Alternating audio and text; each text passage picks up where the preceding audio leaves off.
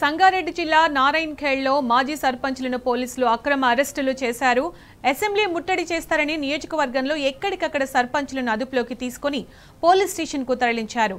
Pending బిల్లులు వెంటనే చెల్లించాలని డిమాండ్ చేస్తున్నారు సర్పంచ్లు.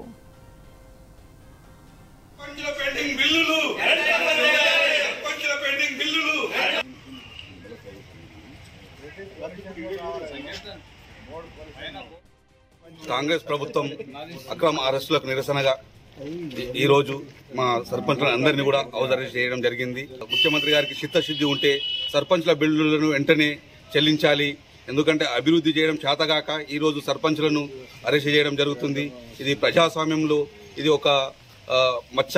ఎందుకంటే గ్రామానికి పట్టుగొమ్మలైనటువంటి సర్పంచులు మన టీఆర్ఎస్ ప్రభుత్వంలో సర్పంచులు కష్టపడి గ్రామాలను చాలా అభివృద్ధి బాటలో నడిపిస్తే ఈరోజు ఈ రేవంత్ గారు గ్రామాలలో వీధి బలుపులు వేయని స్థితిలో ఉన్నారు. పారిశుద్ధ్యం లేక అంటువ్యాధులు అటువంటివి జరుగుతున్నాయి. కానీ ఈ ప్రభుత్వం ఎందుకంటే ఆ బిల్లులు శాతకాక ఈరోజు ఉన్నటువంటి మా అందరు సర్పంచ్లను అరెస్ట్ చేయడం ఇది మంచి పద్ధతి కాదు. సర్పంచ్లను అక్రమంగా అరెస్ట్ చేయడం జరిగింది. ఇది దారుణమని నేను చెప్తున్నాను.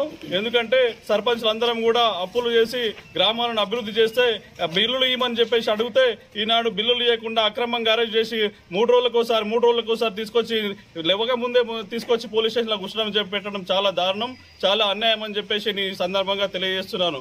మేము చేసిన అభివృద్ధి పనులకు ఏవైతే నిధులు ఉన్నాయో ఆ నిధులను వెంటనే విడుదల చేసి మా డిమాండ్లను మా డబ్బులను మాకు ఇవ్వాలని చెప్పేసి ఈ ప్రభుత్వాన్ని కోరుతున్నాం. మా డబ్బులు మాకు ఇవ్వకుండా అక్రమ అరెస్ట్ చేసి పొద్దున తీసుకొచ్చి పోలీస్ స్టేషన్లో కూర్చున్నామంటే చాలా విడ్డూరం అని చెప్పేసి నేను తెలియజేస్తూ